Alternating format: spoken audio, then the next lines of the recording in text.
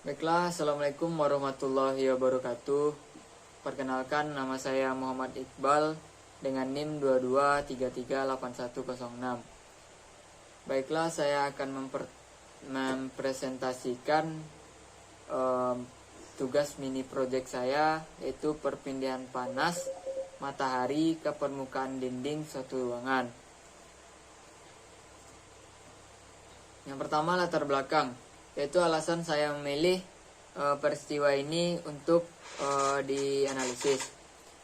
Perpindahan panas dari matahari ke permukaan dinding suatu ruangan merupakan aspek vital dalam rekayasa termal dan desain bangunan.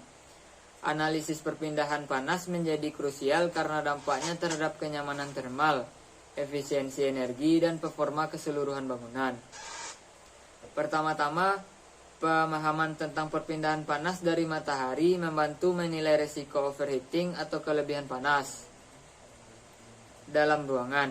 Dengan menganalisis intensitas radiasi matahari yang masuk, kita dapat merancang sistem pencahayaan dan ventilasi yang efektif untuk mencegah peningkatan suhu yang tidak diinginkan. Ini juga memungkinkan identifikasi area-area yang mungkin memerlukan isolasi termal tambahan untuk mengurangi beban panas yang diterima dari luar. Selain itu, analisis perpindahan panas esensial untuk merancang dinding dan atap yang efisien secara termal. Pemilihan bahan bangunan yang memiliki konduktivitas termal yang tepat dapat membantu mengurangi transfer panas yang tidak diinginkan. Ini berdampak langsung pada efisiensi energi karena meminimalkan kehilangan panas pada musim dingin dan menjaga kesejukan pada musim panas. Ketika perpindahan panas dipelajari dengan cermat, kita dapat mengoptimalkan tata letak jendela dan elemen-elemen arsitektural lainnya untuk memaksimalkan pemanfaatan cahaya alami tanpa meningkatkan beban termal. Ini mendukung prinsip desain bangunan hijau yang mengajar keseimbangan antara kenyamanan penghuni dan efisiensi energi. Selanjutnya, analisis perpindahan panas menjadi penting dalam perencanaan sistem pemanas dan pendingin. Dengan memahami bagaimana panas berpindah di dalam ruangan, kita dapat mengembangkan solusi yang tepat seperti penggunaan sistem HVAC yang efisien dan sistem energi terbarukan untuk meminimalkan dampak lingkungan. Ya, nextnya yaitu gambar sketsa peristiwa. Dapat kita lihat bersama cahaya matahari yang menuju ke permukaan sebuah dinding. Next, prinsip dan cara kerja. Yang pertama, radiasi matahari. Matahari menghasilkan radiasi elektromagnetik termasuk sinar inframerah, cahaya tampak, dan ultraviolet. Ketika radiasi matahari mencapai permukaan dinding, sebagian energi radiasi ini diserap oleh bangunan. Yang kedua, konduksi. Setelah energi radiasi diserap oleh dinding, terjadi perpindahan panas melalui konduksi. Konduksi adalah perpindahan panas melalui material tanpa adanya perpindahan material itu sendiri. Panas merambat melalui partikel-partikel bahan bangunan saat mereka bertabrakan satu sama lain, meningkatkan energi kinetik partikel dan suhu material. Yang ketiga, penyerapan dan penyimpanan panas. Material bangunan dapat menyerap dan menyimpan panas yang diterima dari radiasi matahari.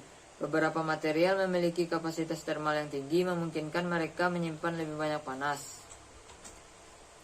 Yang keempat, konveksi. Konveksi terjadi ketika panas diangkut oleh pergerakan fluida seperti udara atau cairan. Udara yang bersentuhan dengan permukaan panas menjadi kurang padat, naik, dan digantikan oleh udara yang lebih dingin. Proses konveksi ini dapat mengakibatkan perpindahan panas lebih lanjut melalui ruangan, terutama jika ada sirkulasi udara yang baik. Next, yaitu perpindahan panas dari matahari ke permukaan dinding. Suatu ruangan terjadi melalui radiasi. Radiasi adalah perpindahan panas tanpa memerlukan media perantara.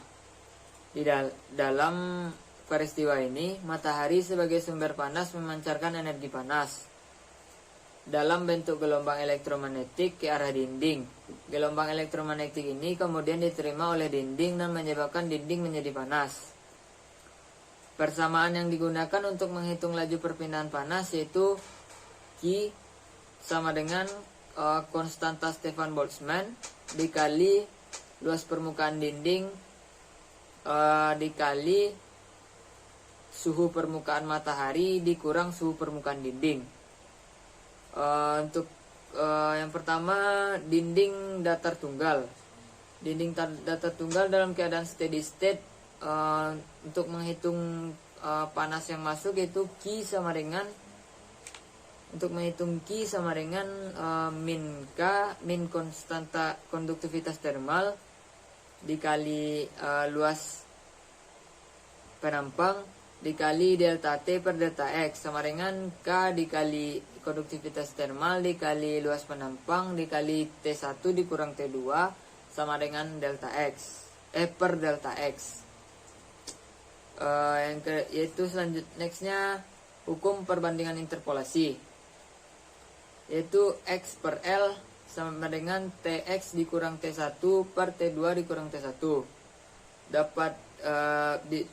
Dapat kita tentukan rumus untuk mencari TX sama dengan T2 dikurang T1 per L dikali X ditambah T1. Selanjutnya usulan pemanfaatan peristiwa yang saya analisis. Yang pertama, pemanfaatan sistem pemanas matahari. Memasang sistem pemanas matahari yang menggunakan energi matahari langsung untuk memanaskan ruangan. Kolektor surya atau panel surya termal dapat mengubah radiasi matahari menjadi panas yang dapat digunakan untuk pemanasan dalam ruangan. Yang kedua, desain arsitektural yang tepat. Merancang bangunan dengan orientasi yang benar dapat memaksimalkan penerimaan sinar matahari selama musim dingin dan mengurangi penerimaan berlebihan pada musim panas. Penggunaan elemen arsitektural seperti dinding berlapis, isolasi termal tinggi dapat membantu mengoptimalkan perpindahan panas. Yang ketiga, pencahayaan alami. Yang keempat, material bangunan berkinerja tinggi. Menggunakan bahan bangunan dengan absorptivitas tinggi untuk meningkatkan penerimaan radiasi matahari. Sementara itu, penggunaan bahan dengan konduktivitas termal rendah membantu mempertahankan panas dalam ruangan. Yang kelima, sistem penyimpanan panas. Implementasi sistem penyimpanan panas seperti dinding termal atau material termal yang dapat menyimpan dan mengeluarkan panas pada waktu yang tepat. Ini dapat membantu menjaga suhu ruangan stabil tanpa tergantung pada pasokan energi eksternal. Yang keenam, perencanaan landscape dan penyaringan cahaya matahari. Merencanakan taman pergola atau elemen landscape lainnya dapat membantu menyaring sinar matahari yang masuk ke dalam ruangan. Hal ini dapat mengoptimalkan kondisi termal dan mengurangi risiko oversharing. Baiklah, sekian presentasi yang dapat saya sampaikan untuk memenuhi tugas mini project mata kuliah perpindahan kalor dan massa. Saya tutup dengan assalamualaikum warahmatullahi wabarakatuh.